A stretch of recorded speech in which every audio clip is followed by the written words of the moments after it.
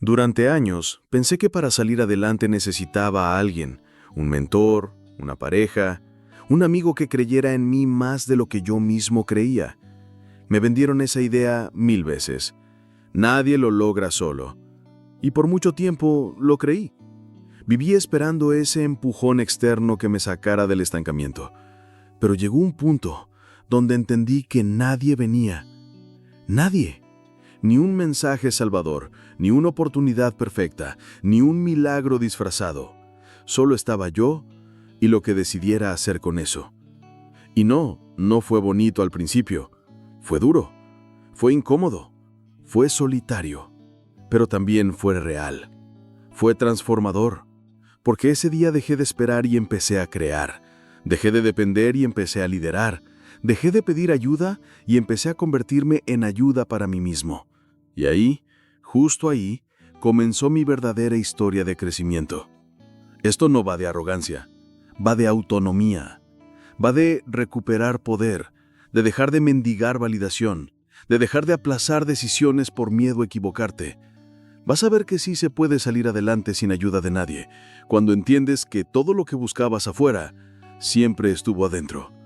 Ese día fue como un puñetazo emocional en el pecho. No hubo música épica, no hubo iluminación celestial. Fue crudo, fue silencioso, y al mismo tiempo fue el comienzo de todo. Me di cuenta de que, por años, había esperado que alguien, una pareja, un mentor, un socio, una señal divina, viniera a rescatarme de mis miedos, de mis vacíos, de mis excusas. Pero ese alguien nunca llegó, porque ese alguien tenía que ser yo. Hasta entonces, había jugado el juego de la víctima con una destreza impresionante. Es que no tengo apoyo, es que nadie cree en mí, es que no sé cómo hacerlo solo. Y ese es que fue la cadena más pesada que arrastré durante años. Me escondía detrás de mis circunstancias, pero las circunstancias no cambian hasta que uno cambia primero.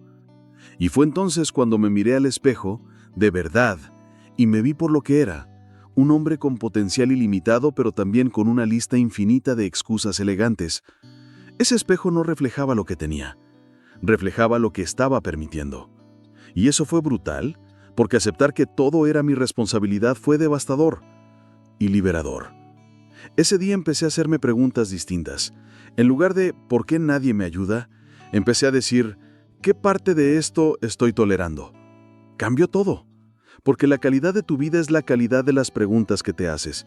Y las preguntas débiles generan vidas débiles.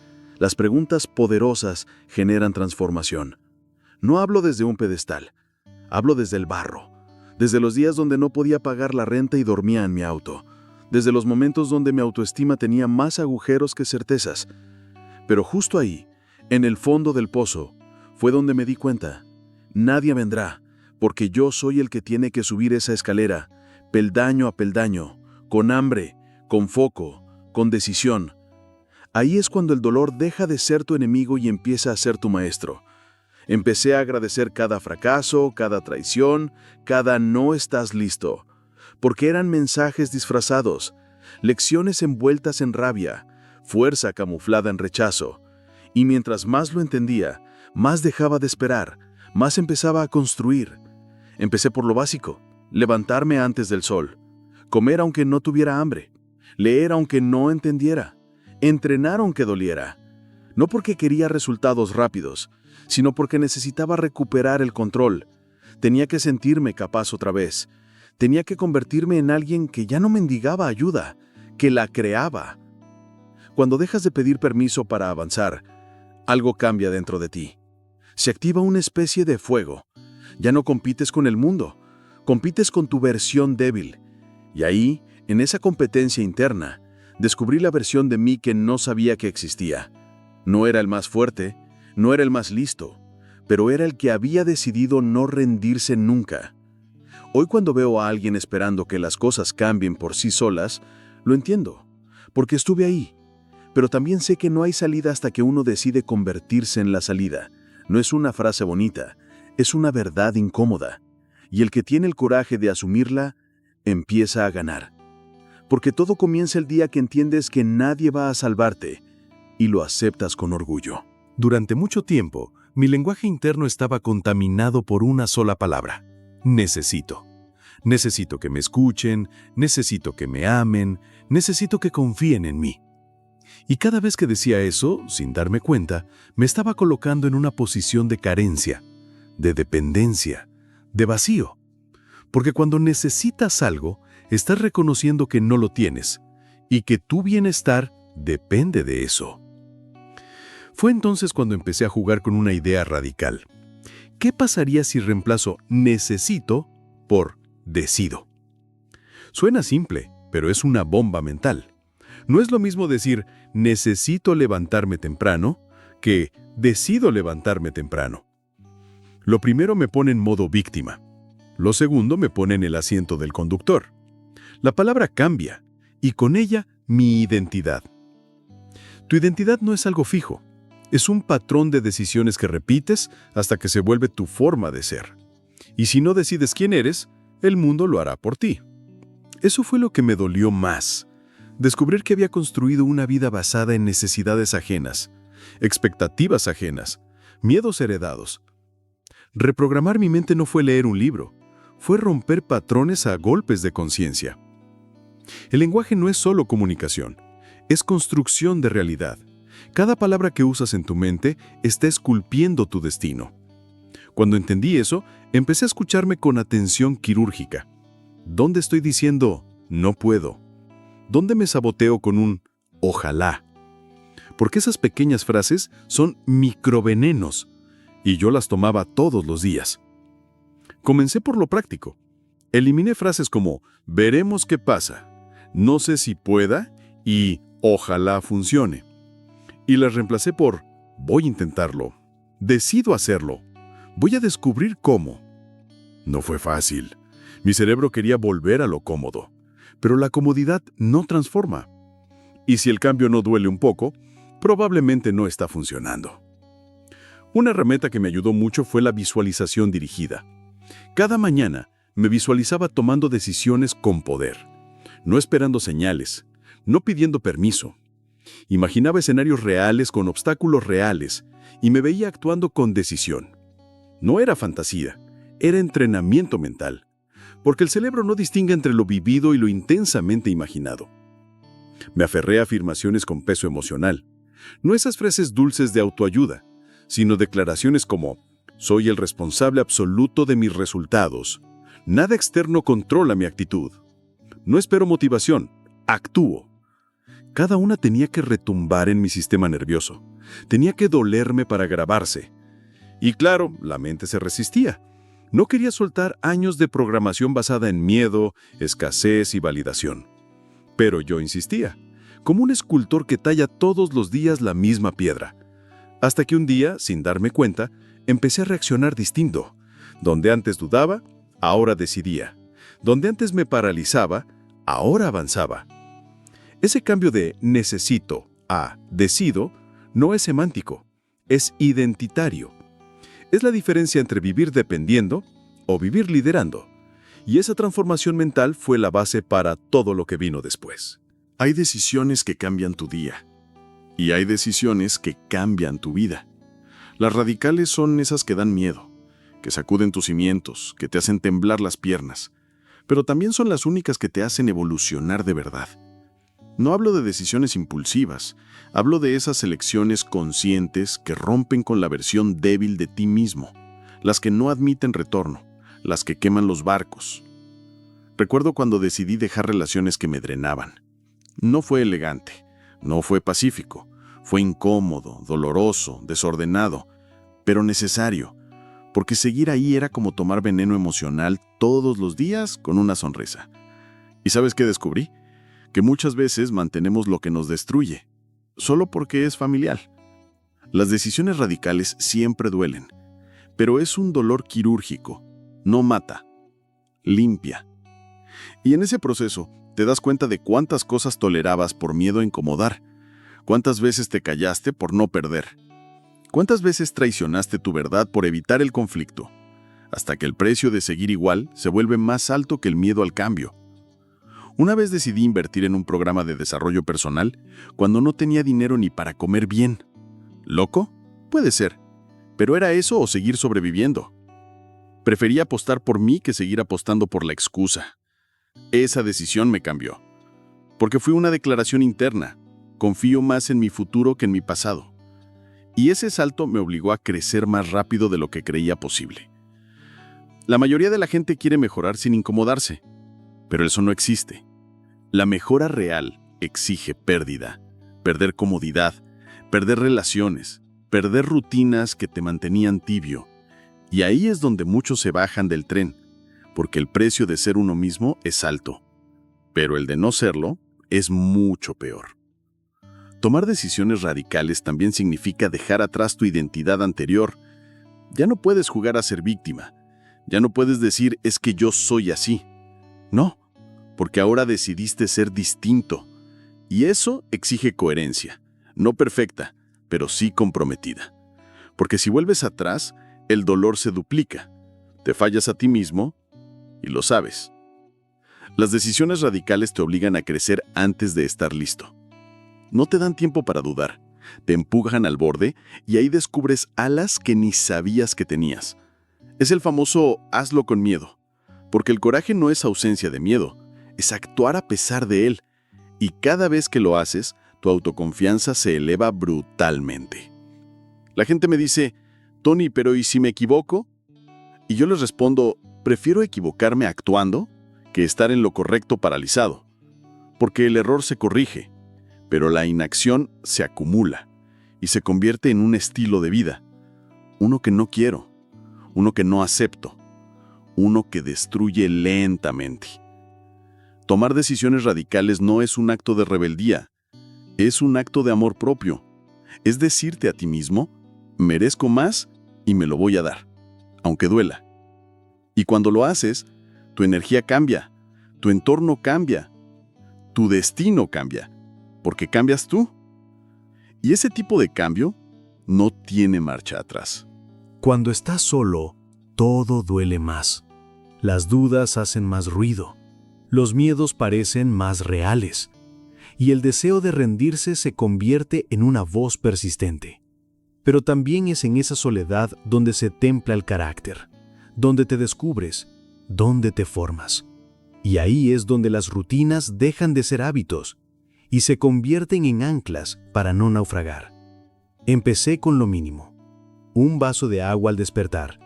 Silencio de 10 minutos. Respiración consciente. No lo hacía por moda. Lo hacía porque necesitaba recordar que yo tenía el control de algo. Aunque todo a mi alrededor fuera caos, esa pequeña decisión era mía. Y eso, cuando estás solo, vale oro.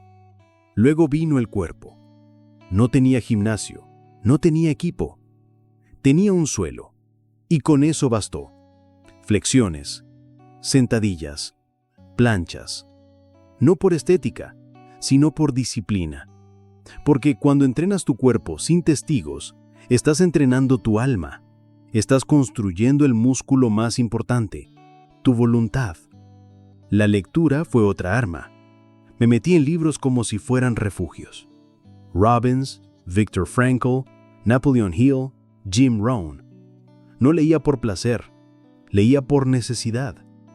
Cada página era una conversación con alguien más sabio que yo. Cada frase me devolvía un poco de fuerza cuando no me quedaba nada. Y esas palabras fueron, muchas veces, mi única compañía. Escribía, cada mañana, sin filtro, sin censura. Vomitaba mis miedos en un cuaderno. Y en ese ejercicio encontré patrones. Descubrí pensamientos que se repetían, mentiras que me contaba y verdades que no quería mirar. Escribir fue mi espejo emocional. Y también fue mi terapia. La comida también cambió. Dejé de comer para tapar vacíos. Empecé a comer para nutrirme. No tenía acceso a lo mejor, pero sí podía elegir lo menos destructivo. Porque comer basura cuando estás deprimido es una forma sutil de autodestrucción. Y yo ya no quería seguir cavando mi hoyo con cuchillo y tenedor. Dormir se volvió un acto sagrado, no por cantidad, sino por calidad. Rutina de desconexión.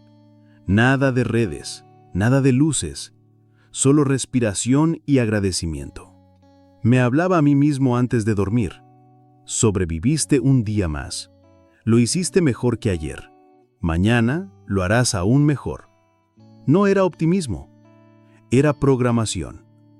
Y luego, la visualización. Cada mañana 5 minutos de imaginarme fuerte, firme, sonriente, avanzando, aunque la realidad dijera lo contrario, porque la mente necesita una imagen para perseguir. Si no se la das tú, se la dará el miedo. Y yo ya no quería vivir reactivo, quería vivir en dirección. No fue mágico, no fue inmediato, pero fue real. Cada día que repetía esas rutinas, me sentía menos víctima, más líder, más dueño de mí. Porque cuando nadie te ve, y aún así lo haces, te conviertes en alguien que se respeta a sí mismo. Y eso no tiene precio. Estas rutinas no cambiaron mi entorno de inmediato, pero cambiaron mi forma de estar en él. Y eso lo cambia todo. Al principio, el dolor me parecía un castigo, algo que había que evitar, silenciar, distraer. Comía para evitarlo, trabajaba para no sentirlo, me rodeaba de ruido para no escucharlo. Pero el dolor es persistente, no se va, se esconde hasta que le prestas atención. Y cuando por fin lo hice, descubrí algo brutal.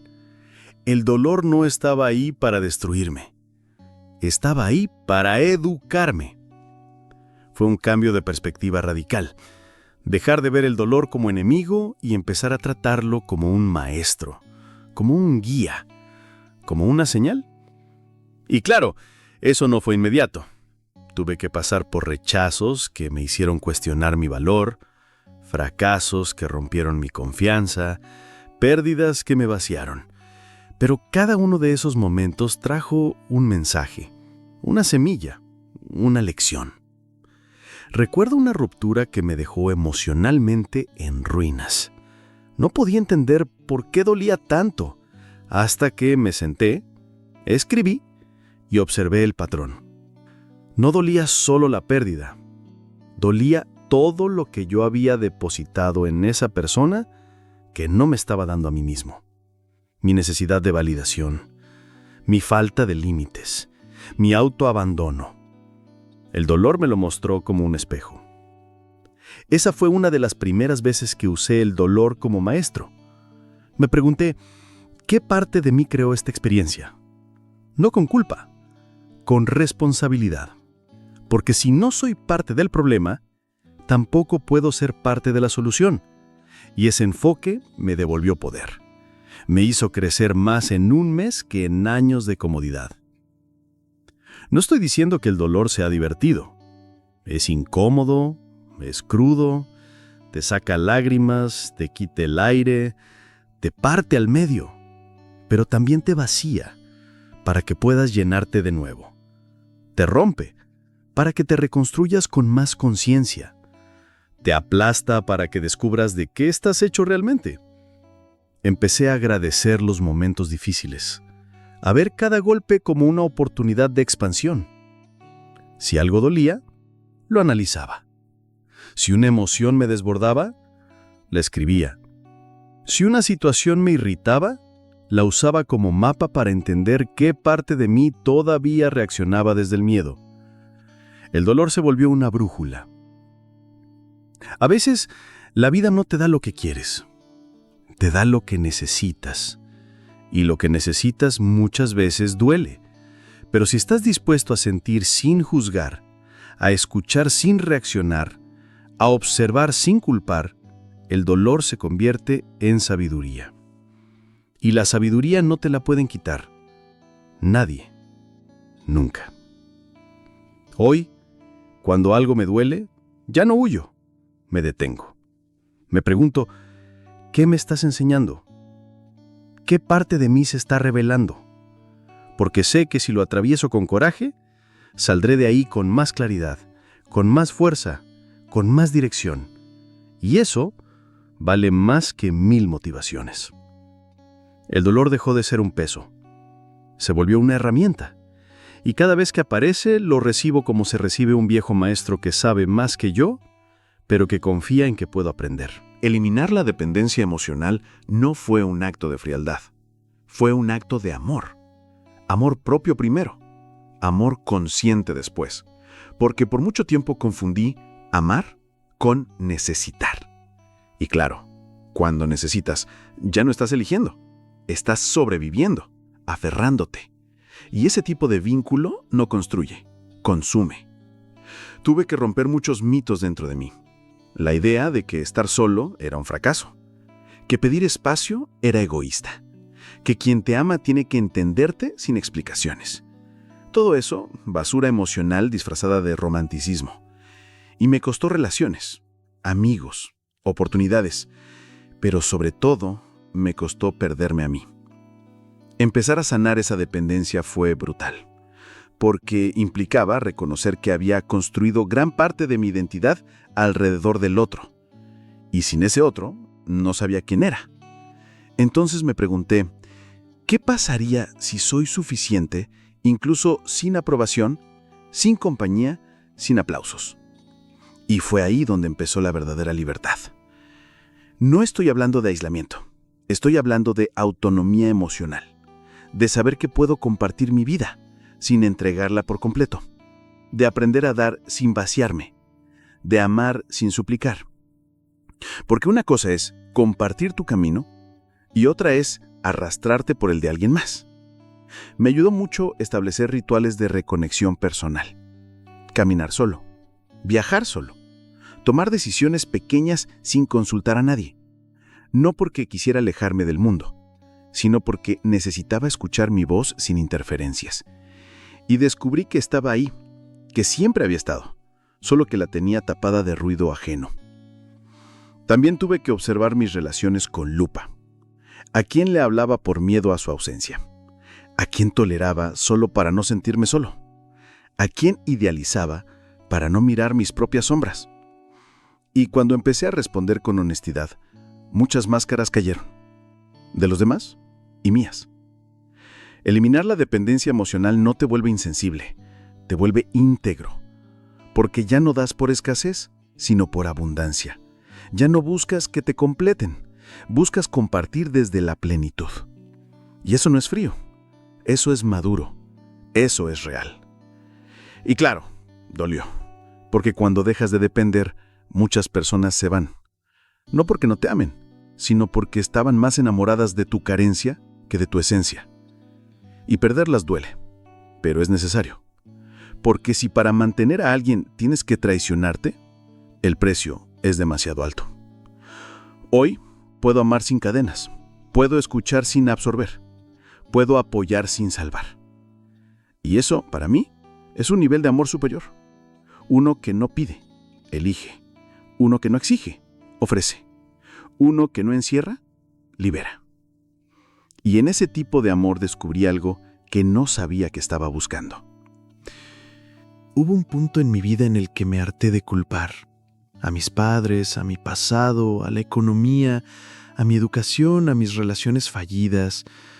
Era fácil, era cómodo, era automático, pero también era estéril. No me llevaba a ningún lado. Me mantenía girando en el mismo círculo, justificando por qué no avanzaba. Hasta que un día me hice esta pregunta brutal. ¿Y si todo lo que me pasa es responsabilidad mía? La mente, por supuesto, se resistió. «Pero eso es injusto», gritaba. «Hay cosas que no dependen de mí». Y sí, hay cosas que escapan a nuestro control. Pero la interpretación, la respuesta, la actitud, eso siempre está en nuestras manos. Y fue cuando asumí eso al 100% que mi vida dejó de sentirse como una jaula y empezó a parecerse a un campo de entrenamiento. Asumir responsabilidad no es autoflagelarse, es empoderarse. Es decir, si esto depende de mí, entonces puedo cambiarlo. Si yo lo creé, también puedo transformarlo. Y esa sensación, aunque incomode al principio, se convierte en un placer adictivo, porque deja de importarte lo que no puedes controlar y te obsesionas con lo que sí puedes. Fue en ese momento que redefiní mi relación con el fracaso. Ya no era una señal de que algo estaba mal, era un mensaje de que aún tenía algo por aprender, y lo tomaba como combustible. Cada error, una pista. Cada caída, un recordatorio de que estaba en movimiento, porque solo se cae el que avanza.